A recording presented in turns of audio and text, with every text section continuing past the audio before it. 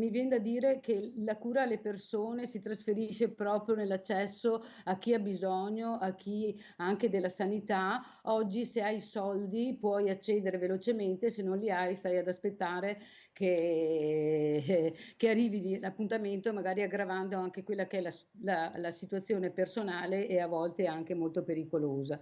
Pertanto io credo che come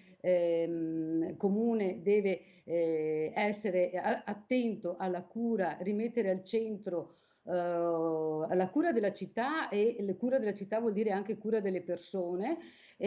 con attenzione a tutti i fondi che possono risolvere e favorire l'accesso al lavoro con la fornitura e l'adeguamento degli asili nido,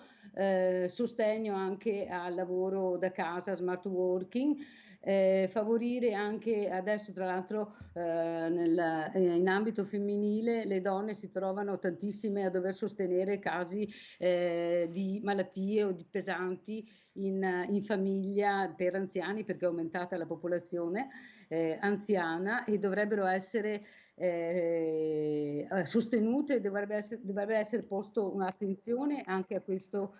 impegno che si ritrovano anche non volendo le donne.